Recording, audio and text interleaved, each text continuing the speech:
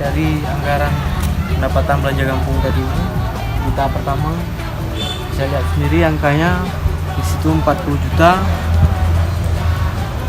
yang mana ini akan digunakan nanti fasilitas bangunan ini untuk sekretariat BUMG. Akhirnya sudah kita bangun juga di anggaran perubahan kampung, itu ada kafe, WC dan taman wisata.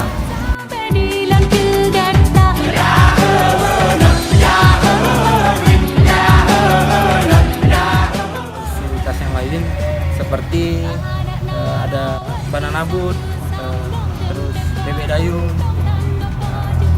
wisata untuk memancing, ada juga fasilitas untuk menyelam atau renang juga akan disediakan, ada snorkeling, ada kaki bebek, dan ada life jacket disediakan di sini. Usulan yang ada di Kampung Kuta ini berdasarkan dari partisipasinya masyarakat.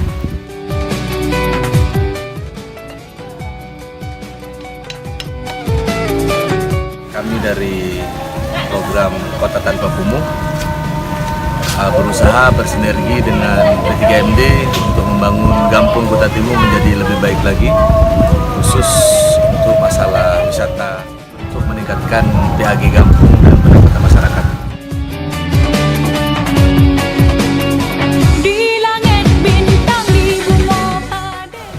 Salah satu prioritas tahun 2017 Desa Kuta Timur yaitu pengembangan BUMG untuk meningkatkan perekonomian masyarakat desa dengan mengembangkan aset-aset wisata yang ada di sini.